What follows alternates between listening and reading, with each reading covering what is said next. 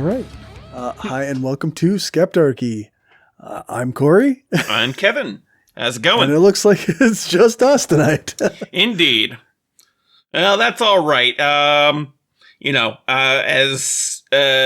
don't think anyone knows yet, but I believe this will be our last episode, at least for the foreseeable future, unless some things change. I think we just, due to life circumstances and kind of other things going on, it's been kind of a challenge to keep this up consistently. So, but that's right.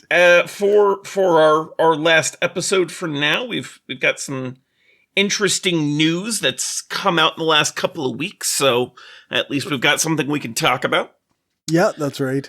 So, as I'm sure anyone who's listening to this has already heard, the Kyle Rittenhouse verdict came back not guilty of all charges, which I'm of two minds about. On one hand, it's fucking appalling and disgusting. On the other, it's completely expected because we live in a system of white supremacy, and that is who Rittenhouse was primarily serving that night in Kenosha. So no one should really be all that surprised by this particular outcome. Yes, it's still a fucking appalling outcome, but honestly, I would have been more surprised if any form of justice had been served. Not to say that justice under this system is even really a possibility, but right. It's, we're kind of stuck in this gray area between this justice system is shit and people like Rittenhouse need to, be held accountable for the shit they do. Yeah. What that might look like in a better system, we could have a discussion about, I guess. But what it looks like in this system is he doesn't have to face accountability. Yeah. Doesn't face any accountability for what he did. And, it's especially telling that, this came about as a result of the same justice system having summarily executed a black man without any semblance of a trial. So, this guy got more consideration out of the justice system than the person whose death was being protested during the events that all of this occurred. I was listening to a podcast, Hood Politics with Propaganda. Mm-hmm. And he kind of said, he was thinking about it in the broad thing, and he was talking about how sometimes you got to throw a body to the masses, right? So what they did was they threw us Derek Chauvin because it was so egregious that everybody recognized it was wrong. Yeah. But then we have these other cases like Rittenhouse, and then I think there was a rich kid who raped 4 women who got caught off scot-free. There's these other cases where, guys are committing these acts and get off, and then we just don't get any justice out of it at all. Yeah. So. Yeah. The system that we call our justice system it is just in name only. Yeah. It is happy to murder people without trial. And then, when someone is serving the overarching system's interests, they'll be handled gently. They'll get a trial. They will, they'll get off scot-free and be able to go home and probably do other shit. Yeah. So, I would not at all be surprised if in 5 years Kyle Rittenhouse becomes the leader of the new far-right group of the day, becoming, the new Richard Spencer half a decade from now. I absolutely believe that's likely to happen. Yeah, he's almost certainly gonna get some kind of media position at this point, some kind of sponsored podcast or Oh, yeah. blog or something, YouTube, whatever. He's going to have Oh a yeah, show. he'll probably end up being like a commentator on Fox News or One America or one of those, far right TV networks. So Because they don't actually care how smart you sound or how intelligent the things you say are. So he's good, even though I don't know like how well he speaks at all. He'll be okay. Yep. Yeah. So I mean, I don't know. It's frustrating. I find it really hard to deal with the people online who are defending him and pretending that this was self-defense or pretending that this was anything beyond just him going and taking a gun and shooting people without just cause. But yeah. Yep. Yeah. So like, I don't know. It's just, it's hard to not be doomer in this system, not to kind of feel like it's all pointless.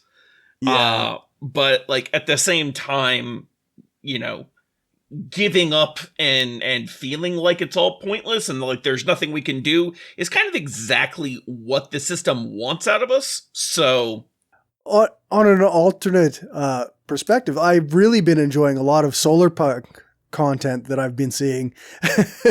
So it gives me kind of a hope. Oh, that's good. I'm not like super familiar with solar punk. Like I'm aware of the term, but like I don't really know much about it.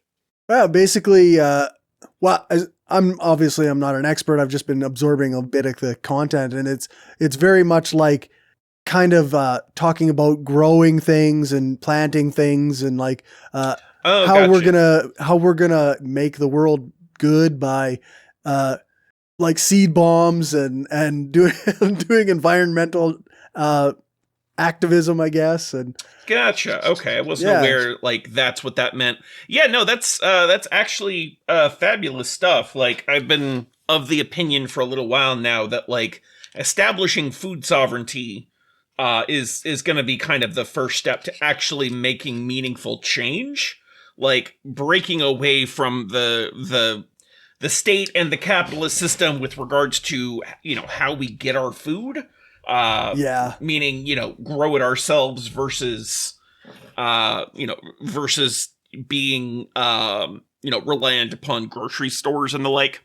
Not to say that that's easy by any means. Like it requires a lot of, land for one thing, time and energy for another, both of which, capitalism is very, adamant about limiting access to both of these things.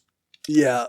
So yeah, it's hard to grow a sufficient garden when you have to work 45 to 60 hours a week just to keep yourself fed, right? Yep. But like, if we're gonna get anywhere, that's probably gonna be the way that it needs to happen. So yeah. It's really I really enjoy a lot of the stuff I've seen. There's apparently like solar punk magazines out there with like some really cool like literary stories and poems about like kind of liberatory themes. I'm really enjoying a lot of that. Indeed. Makes it feel a little less doomer. Yeah. Like there's definitely a lot of good I guess fiction out there that kind of can be very uplifting and give things from a leftist perspective. A lot of Ursula Le Guin's writing is like that. So if y'all haven't read the book The Dispossessed by Le Guin, do that. It's good shit. Yep. So it's and it's an easy one to read. Like it's really enthralling. Yeah, I found it anyway. Yeah. I like this thing of like political philosophy being encapsulated in sort of a narrative fiction. It does make it kind of easier to grasp because you're actively interested in the narrative, but they're also kind of giving that sort of perspective at the same time. Not to say that like classical theory isn't good, it's just harder to get through if you're not, you're not especially engaged in the topic, or like you have that as a particular interest. Like, yeah, I'm hugely interested in anarchism and communism and various other forms of leftist thought, but I'll be damned if I'm going to be able to get through the bread book. So I have gotten through a lot of the books, but it's so hard. Like, you really, if you like, I'm the kind of person, if I read for too long, my brain says, "Hey, it's time to sleep now." Yeah. Yeah, same. Although I will say, I've been going through David Graeber's Debt the First 5,000 Years, and like he's definitely got that sort of narrative thing going on. It's a nonfiction book, but the way that he tells the stories, because his training is as an anthropologist, and so all of the points he makes are done through stories about how humans have done things in the past. Like, you can read a history book and you can see all these, facts and figures and accounts of events, but there's a certain way that I think an anthropologist puts things together in that sort of narrative fashion that makes it a little easier to understand, because humans are inherently, we like stories, we like narratives, we like to, it's not just about knowing the facts, it's, about understanding kind of the human aspect, the interactions that I think makes a huge difference there. The new book that with him and I can't remember who his co-author was. It's shit. It's really good. I can't remember the name of it, but I'm partway through it. So. Oh, gotcha. What the hell is it? Oh, The Dawn of Everything. That's the new one with David Wengrow and David Graeber. Gotcha. Yeah, it's really good. Very cool. I think I'm about halfway through. It's very similar to that. Like you say, like there's a mix of stories in there, and like there's chapter 2 was like, I found it. I'm listening to the audiobook actually, and I found it super enthralling because like it tells the story of how like indigenous cultures met up with Europeans after they were colonized. And then like the Europeans, they realized that the indigenous peoples weren't like these primitives. Like they had the same intelligence level, or sometimes vastly superior intelligence to the Europeans that were colonizing them. And the one indigenous man, Candiaronk, I think his name was, he went back to France, and he's basically telling them like how the way that you Parisians are living is absurd. You're competing with each other over all this nonsense, and like it's just the wrong way to live. Like, you call us primitive, but you are the ones that are fighting each other all the time. And he just, like, obviously I'm not doing it justice. You should read the book, but it's amazing. Like, it's just an utter takedown of the very structure of our Western European cultures in contrast to indigenous cultures. Gotcha. Sounds very interesting. Yeah, it's awesome. Very cool. All right. Well, so going outside the world of U.S. politics, there's another, I shouldn't say outside, because the U.S. was very heavily involved in this one. But there has been a relatively recent election in the country of Nicaragua. For those who are unaware, Nicaragua has been through quite the complex series of events. They were under a essentially fascist dictator for a good, I think it was 30 years, who was installed by who else? The U.S. Then they finally managed to get out of that situation and elected a president. What was the name? I cannot remember who that first one was. I'm not sure.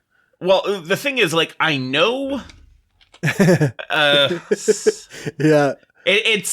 gonna bug me until I figure it out, because was the so the current governing party in Nicaragua are called the Sandinistas. They're called that after the Sandino was the name. Sandino being the person who kind of led the revolution out of that fascist dictatorship. So they're now called the FSLN, which is the Spanish initialism for the Sandinista National Liberation Front. They've been the ruling party for about a decade and a half, I want to say. Okay. So they recently had an election in which the Sandinistas faced off against 5 other parties, all of whom are anti-Sandinista, and ended up winning by quite a large margin. Right. So the recent election, the presidential election is, you vote based on, or you vote by both like party and candidate. The Sandinista candidate, Daniel Ortega, who's been the president for, I want to say, about a decade. I could be wrong. I don't remember. As you can see, we do not come into this terribly prepared. That sounds right. Yeah. But, yeah, so he won by a margin of about 75%. The next closest party, the next closest candidate got about 15%, and the rest of the 4 parties kind of split evenly between them, averaging about 3% each. Right. So yeah, that's a pretty huge, margin of victory. Certainly something that you would almost never see here in the U.S. Right.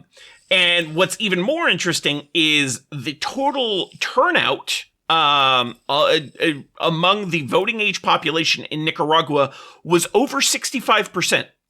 The U.S. has seen that maybe twice in the last century. Right. And that's it entirely depends on how you want to gauge those numbers, because,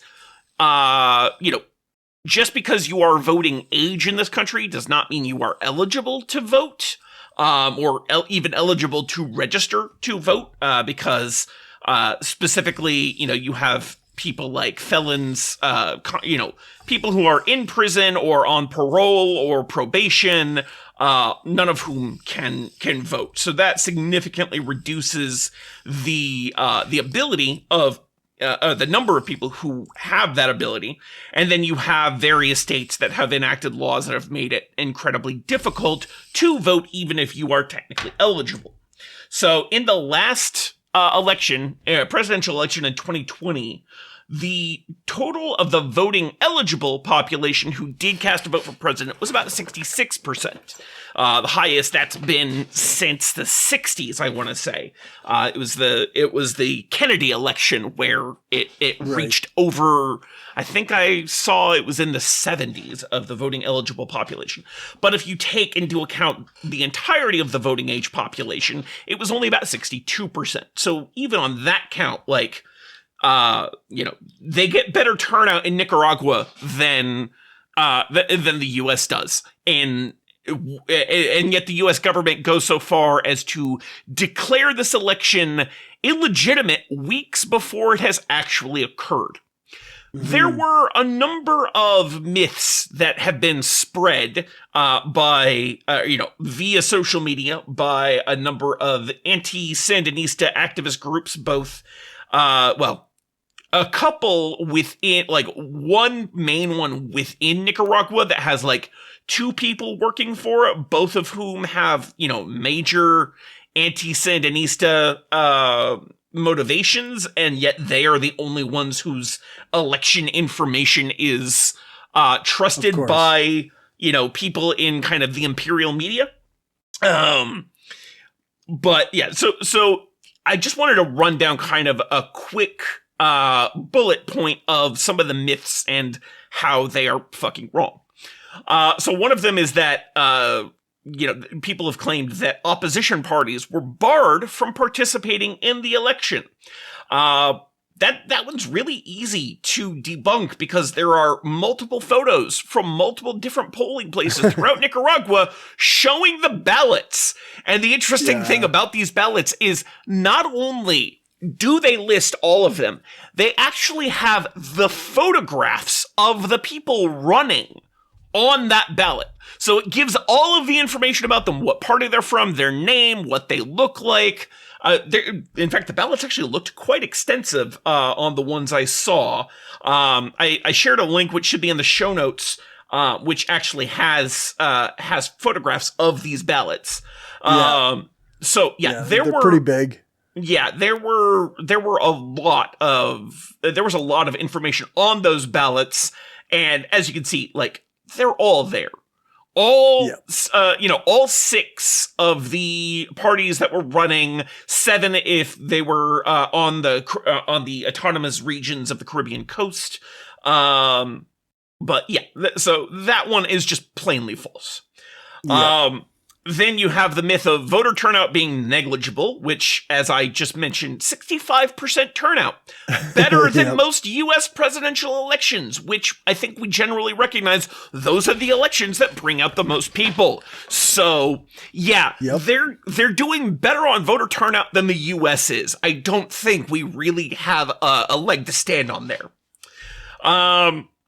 So there's also the myth that Nicaragua arrested oppositional presidential candidates, which is just bullshit. Like, you can see that all of the anti-Sandinista presidential candidates were free and able to able to campaign. So, like, that's just a bunch of nonsense. Yeah. Not to mention, like, there are photos outside polling places with all of these different parties had, like, banners and signs up for, campaign posters and such outside the polling places, which is interesting because that's technically something you can't do in the U.S. You have to be, you have to be more than 30 feet away from a polling place entrance on election day with campaign stuff. Yeah. Then there's the myth that there were no foreign electoral observers, which is nonsense because there was actually a coalition of hundreds, 232 foreign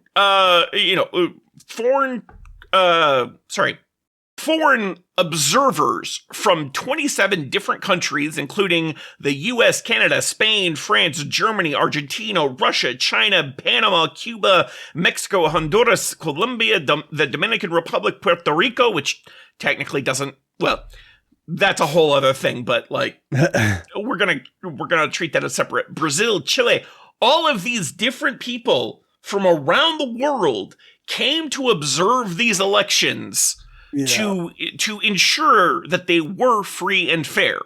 So, that's a bunch of bullshit.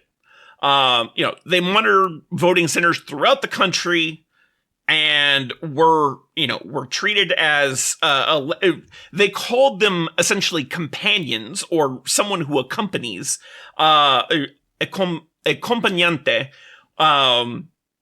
because they were there to watch the election, to see it running, and all of them have reported that, like, this election was run extremely well. It was extremely orderly. It was extremely peaceful, easy, quick. Everyone was able to put in their vote very easily. And yet, despite all of this, the United States, the United Nations, the Organization of American States, all of them claim that this was an illegitimate election. Bullshit. Absolute fucking bullshit.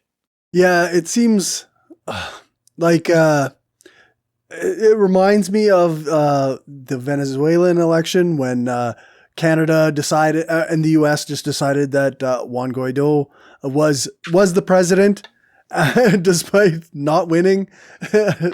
And then you have Brazil, which is the opposite direction, where they literally arrested the opposition. and put him in jail, and not a word is said. Yeah, it's a bunch of bullshit.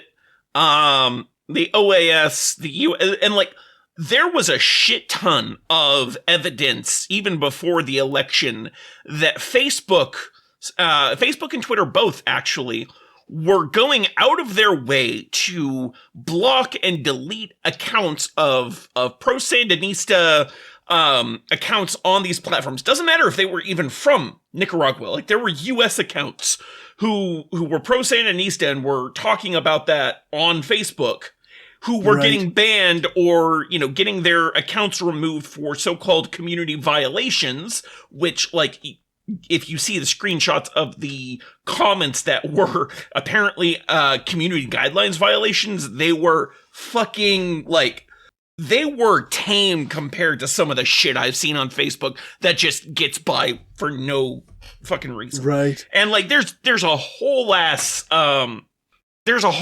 you know, chunk of evidence indicating that, like, Facebook and Twitter's groups that go over, like, that judge these sorts of foreign, you know, it's kind of foreign politicking.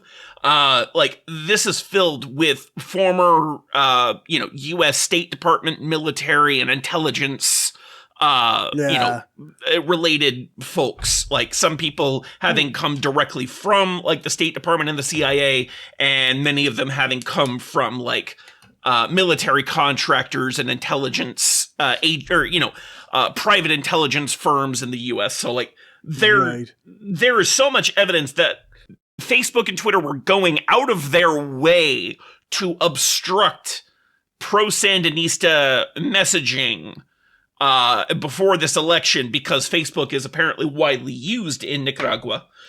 Okay. So, yeah, it like, the amount of interference that we have evidence for is astonishing.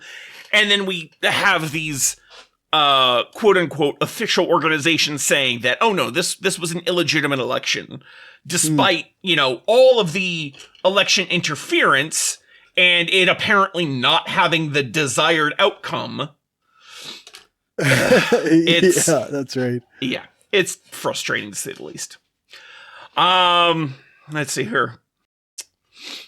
So, yeah, those were the main kind of myths about it. Obviously, President Ortega has vowed to, you know, vowed to fight against the meddling of the U.S. and other countries in their elections. And like, we can see that not only from the election results, but like, if you actually talk to people in Nicaragua, you can see that like, they actually appreciate what the Sandinista government has done over the last couple of decades. 'Cause they've actually like, they've gone out of their way to make people that felt like they had no political voice to give them such, even going so far as to create autonomous zones within their own country in places where the population is predominantly indigenous to the area. Like, they gave those regions their own autonomy to do things separate from the government, to give them their own political power. Like, how often do you see governments that go out of their way to give their people more power? Yeah, it doesn't happen. I mean, for a left-wing government, it should happen all the time. Yeah. Yeah. So, anyways, yeah, that's there's a lot of information out there. And like, I try to cover this on my stream as much as I can, which you'll find out at the end of the episode where to find that. But there's a lot of information out there that it's not that it's well hidden, it's that it is not pointed to frequently. You have to know where to look, because like, learning about this stuff on social media, this kind of information is often suppressed because, you know, the algorithm is built by people who don't want this information to be easily accessible. Mm-hmm. And so it becomes not easily accessible. Yeah, suppression of news doesn't really have to happen if you can just avoid pointing to it, right? Like even like, I know they talk about the media, the corporate media, whatever, kind of spreading false information about this. But again, similar things happened to Venezuela when you could just, all they had to do was not look at certain things, and it gave the opposite impression of what was actually going on. Yeah, it's amazing what kind of stuff you can make it look like is happening when you leave out crucial information, you know? Yeah, just by not looking at certain stuff. Yep. So, like, you take a picture of an empty voting place as opposed to one where people are lining up, stuff like that. Mm-hmm. So, yeah. That's what I had this evening. Well, that's about all we have. I don't really have anything else this evening. Fair enough. I guess this is for all 50 people who download this and all 6 of you who watch it on YouTube. This is the last episode for the foreseeable future. I got too much going on with kids and work, and now the holidays are coming up here, so there's even more to do. So I just don't have the time. And I was talking to my partner, and we're talking about how to make how to have a successful show, increase the viewership and get a big reach, and apparently just creating like 1 million shows isn't the way to do it. Go figure. So I guess I have to actually focus on some of the other aspects, which means some of my stuff I got to take a step back from this show so I can completely understand promoting the other ones. Yeah, no worries at all. Well, it's been a pleasure working with you on this. Just having a place to kind of talk about all this stuff has been very, very nice, very interesting, and just a good time in general. So thank you so much for doing all the work that you have on this. And, if you ever want someone, on any of your other podcasts, with that perspective, feel free to hit me up. I'm always happy to help. I will. I'm sure I will come up with stuff for you to talk about on my other shows. Fair enough. All right, man. Well, I guess we can do the banners. Indeed. We are. Nope, that's not it. Our website is currently skeptarchy.com, though I'm not sure how long that's going to stay. Our at skeptarchypod will be around for a while on Twitter, facebook.com/skeptarchy. Our email will still exist. It's skeptarchy@gmail.com. Yep. I figure I can at least keep the domain around. Even if we don't keep the Podbean, we've got everything up on YouTube, so I can just have it forward to the channel there at the very least. There you go. Yeah. All right. And you can be found on Twitter. Oh, yes. I can be found on Twitter at AncomPsychom, or you can find me on Twitch at Anarchist Laboratory. I try to stream every Tuesday, Thursday, and Saturday. Which I recommend. I try to get in there whenever I can and and watch. But yep. And I'm at Skeptical Lefty on Twitter and Facebook.com/CJBrainstorm. I have not gotten a friend request in a very long time. They must have figured out. Whatever was going wrong with the bots that were constantly sending friend requests. Oh, so right on. Well, thanks. Indeed. All right. Have a good one.